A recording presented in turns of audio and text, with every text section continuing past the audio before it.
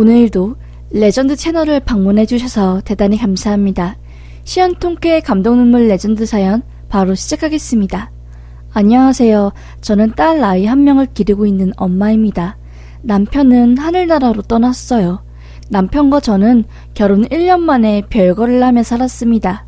성실하고 책임감 있는 남자인 줄 알고 공장에서 아르바이트 할 시절에 만나 3년간을 연애한 후에 결혼했지만 결혼하자마자 본색을 드러내더라고요. 그 남자는 항상 한 방에 성공을 바라는 남자였습니다. 그래서인지 맨날 모아둔 돈은 인터넷, 도박, 고스톱 등등으로 다 탕진하고 그럴 때마다 맨날 술에 취해 진탕 취해서 아이랑 저한테 소리 지르고 난리를 쳤지요. 여자 관계? 당연히 더러웠지요. 제가 얼마나 속쓰렸는지 몰라요.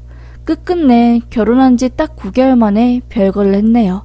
초가집 같은 곳에서 시작한 신혼생활이 얼마나 힘들었는지 몰라요. 돈 없어도 사랑만 있으면 괜찮다고 생각한 제가 완전히 어리고 바보 같았던 거였지요. 뜨거운 물도 안 나오는 집이었고 비만 오면 천장에 물이 와르르 새는 그곳에서 아이를 키우는 게 여간 쉬운 일이 아니었습니다. 남편과 별거하고 양육비도 거의 못 받다시피 했으니 2배로 힘들었지요. 다행히 예전 공장에서 일할 때 알게 된 과장님의 도움으로 아이를 방 한켠에 두고 전산일을 할 수 있게 되었습니다. 진짜 열심히 살았어요.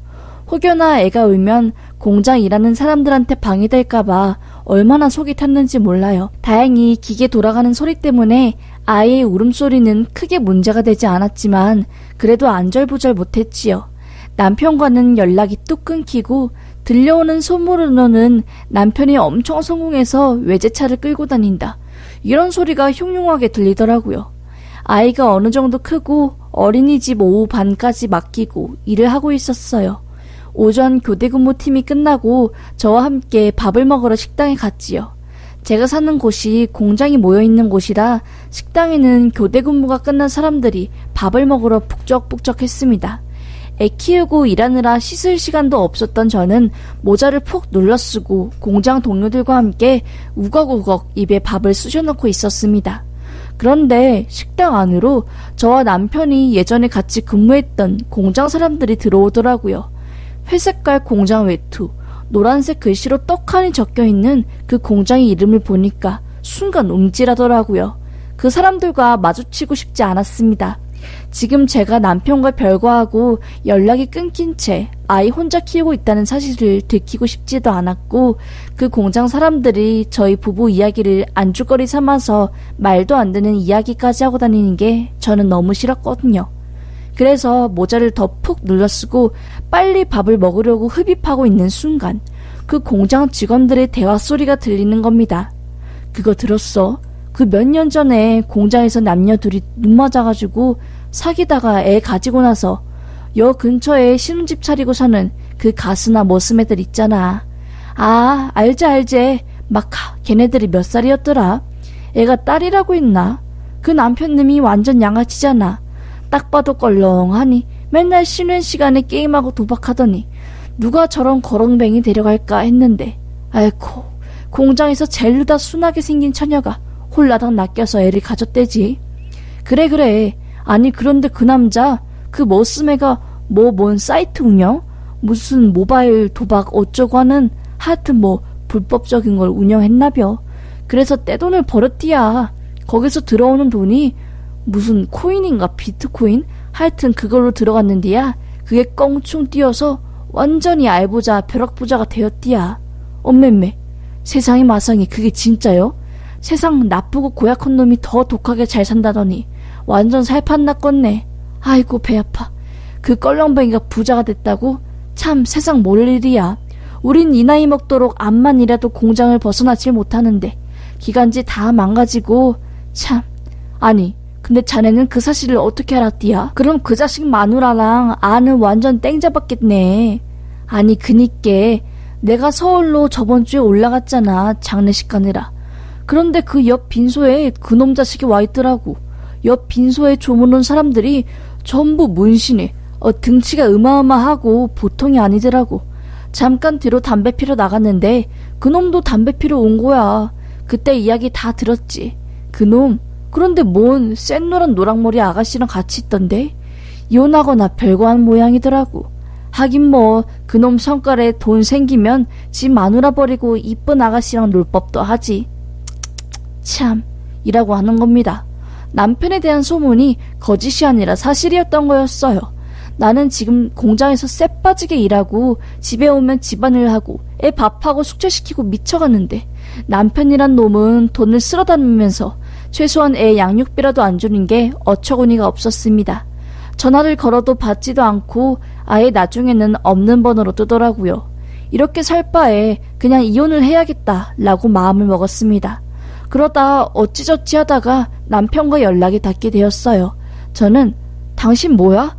나한테 애 맡기고 도망가다시피 떠났으면서 그렇게 돈 쓸어 담고 있는데 애 생활비 한 푼 안 주고 다른 여자랑 놀아나고 있어? 그게 당신의 인성이었어? 애한테 창피하지도 않아? 됐고 이번 주 이내로 집으로 내려와. 이혼 도장 찍게. 지겨우니까. 지긋지긋해 진짜. 라고 하자 남편은 막 뭐라 핑계를 대더니 알겠다고 이번 주는 힘드니까 최대한 시간 내서 집에 한번 들리겠다고 순수히 말하더라고요. 그렇게 눈이 빠져라 남편을 기다렸는데 안 오더라고요. 한 달, 두 달이 지나도 연락은 없고 집에 오지도 않고 인내심이 머리 폭발할 지경이었습니다. 그리고 반포기 상태로 있었는데 6개월째 되는 날 남편이 완전 상그지. 그러니까 얼굴은 어디서 얻어맞았는지 퉁퉁 붓고 몸은 어디 석탄에서 굴렀는지 까만 가루랑 먼지들로 새까맸습니다. 일 끝나고 애 데리고 집에 도착했는데 온 집안의 물건들이 다 나와 있고 새까만 신발 자국이 나 있길래 깜짝 놀라서 누구야? 라고 하니까 그 안에서 남편이 나오더라고요. 정말 윗동네에서 나무 먹고 살고 있는 꽃거지인 줄 알았습니다. 저는 아니 당신 뭔 불법 사이트 운영하면서 돈 쓸어 모았다며. 당신 이야기 이 공장 바닥에서 알 사람은 다 알던데 도대체 어떻게 된 거야? 벼락부자 됐다면서 지금 꼴이 왜 그래 대체? 라고 말하자 남편은 여보 나 지금 너무 급하거든. 긴 말은 나중에 하자. 응? 이혼 이야기는 나중에 내가 지금 하고 있는 일 해결되면 다시 이야기하는 걸로. 그리고 만약에 이 집으로 사람들이 찾아와서 나 어딨냐고 물으면 절대 모른다고 하고 연락 안 한 지 몇 년 지나서 행방도 모른다고 해야 해. 알겠지? 집 절대 문 함부로 열어주지 말고 꼭 이 집 털리면 난 끝이야. 알겠지? 라는 말을 남기고 허겁지겁 집 밖으로 나갔어요. 저는 뛰쳐나가는 남편의 등에 대고 도대체 어떻게 된 일이야? 이게 무슨 일인데? 말을 해야 할 거 아니야. 정말 미치겠네. 라고 외쳤습니다. 그게 남편을 본 마지막 순간이었습니다. 그리고 몇 달 뒤 경찰서에서 저를 찾는 연락이 왔어요.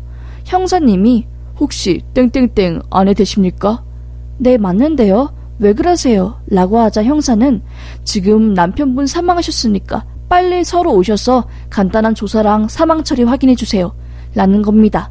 저는 너무 깜짝 놀라서 이게 무슨 일인가 싶었어요. 저희 집에서 3시간이나 떨어진 낯선 지역에서의 남편의 사망 소식이 들려오다니 이상했어요. 어쨌든 저는 그곳으로 갔지요.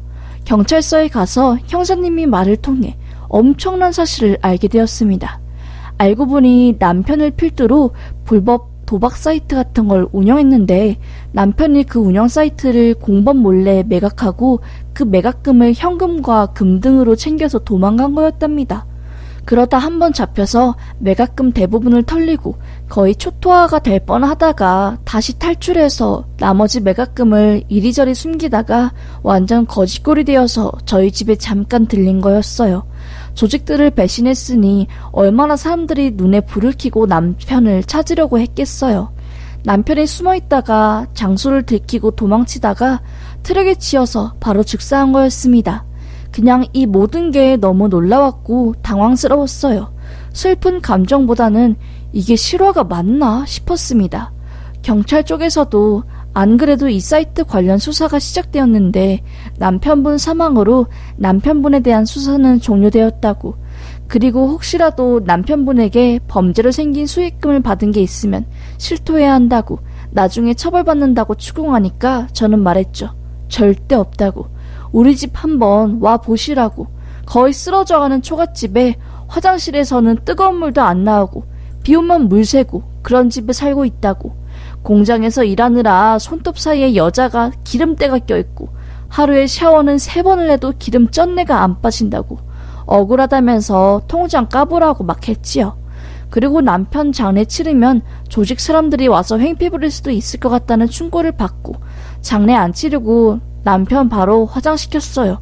사는 내내 위태위태 하루살이처럼 살더니 정말 하루살이처럼 반짝하고 가는구나 싶었습니다. 오만정이 다 떨어진 사람이라 죽었다는 말을 들었을 때도 생각보다 무덤덤하더라고요. 그냥 애를 어떻게 키워야 하나, 어떻게 하면 이 지긋지긋한 가난에서 벗어날 수 있을까, 이 생각뿐이었어요. 남편의 사망 소식이 예전 공장 일하던 사람들의 귀에까지 들어갔고 소문은 일파만파로 퍼져나갔습니다. 뭐 도박하다가 손이 날아갔다, 조폭들한테 잡혀서 산에 못 쳤다 등등 말도 안 되는 이야기로 퍼져나갔고 주변에서 절 걱정하는 목소리들이 들렸습니다. 저는 괜찮다고 신경 안 쓰셔도 된다고 하며 제 일을 해나갔어요. 솔직한 마음 같아서는 당장 이 동네를 떠나고 싶었는데 돈도 없었고요. 그렇게 귀 닫고 그냥 묵묵히 살아갔어요. 그렇게 한 해, 2해 지나자 애도 커서 초등학교 들어갔고 저도 숨통이 좀 트였지요. 그렇게 지내던 중 저희 집에 홍수 피해로 침수가 되었어요. 워낙 허름한 집이고 거의 몇십 년 전에 만들어진 곳이라서 곳곳이 문제였는데 비 올 때마다 대충 테이프랑 석고로 땜빵한 게 물폭탄이 터지니까 천장이 뚫리고 바닥 배수가 막히면서 완전 물바다가 되었어요. 이불이며 애 옷이며 할 거 없이 전부 흙탕물에 둥둥 떠다녔고 진짜 아수라장 그 자체였습니다. 저는 허리까지 물이 차올라서 감전의 위험이 있음에도 불구하고 집에 들어가 물건을 챙겼습니다. 그렇게 홀딱 젖은 몸으로 간신히 동네 체육관에 마련된 임시 거처에서 비가 그칠 때까지 기다렸어요. 정말 이틀 내내 비가 억수로 내리더니 언제 그랬냐는 듯이 반짝 해가 뜨더라고요. 물이 빠진 집을 들어갔는데 정말 재앙 그 자체였습니다. 집 안에는 전부 흙들이 들어와 있고 난리도 아니었어요. 지원 나온 사람들과 함께 종량제 봉투에 물건들을 담기 시작했습니다. 그런데 저쪽 뒤에 있는 작은 창고에서 지어놓은 분이 소리치는 겁니다. 이거 녹색깔 나무 상자 뭐예요? 엄청 무거운데 이거 버려요? 아니 빼놓을까요? 하길래 후다닥 가서 뭔데? 하고 보았지요. 처음 보는 건데 그냥 버려요 라고 하려다가 아니 일단 여기 냅둬요 하고 한쪽에 두었어요. 대충 물건 정리하고 흙들 쓸어내고 닦고 하니까 좀 낫더라고요. 그렇게 사람들이 다 가고 저는 남은 물건들을 다시 정리했어요. 그런데 아까 본 초록 상자가 자꾸 생각나는 겁니다. 뒷창고로 가서 그 초록함을 연 순간 저는 깜짝 놀랐습니다. 금괴들이 가득 차 있는 거예요. 아니 이게 뭐야? 가짜야 진짜야? 도대체 뭐야? 하고 어벙벙 해 있는데 그 비늘 안에 남편이 써놓은 메모장이 있는 겁니다. 만약에 이걸 여보가 봤으면 난 이 세상에 없을 거야. 내가 이번에 사이트 판돈의 일부로 바꾸는 금괴니까 내가 죽으면 이걸로 애랑 같이 살아. 솔직히 여보가 이걸 안 발견하고 내가 끝까지 살아서 이 금괴를 다시 찾았으면 좋겠지만 모르겠다. 그동안 못해줘서 미안하고 내 애 책임져줘서 고마워. 미안하고 사랑하고 라는 말이 써있는 거였습니다. 알고 보니 남편이 꽃거지가 되어 집에 들어온 그날 뒷창고에 범죄 수익금 일부를 감춰놓고 도망간 거였어요. 그것도 모르고 그때 금 시세보다 지금 시세가 거의 배로 올랐으니 이 돈으로 아이 대학까지 보낼 수 있겠다 싶었지요. 그러면서 이 사람한테 미안하면서도 이게 뭐냐고 묻고 싶더라고요. 세상에 살아있지를 않으니 묻지도 못하고. 그렇게 저는 남편이 남겨놓은 걸로 초가집에서 나와 그 동네를 벗어날 수 있게 되었습니다.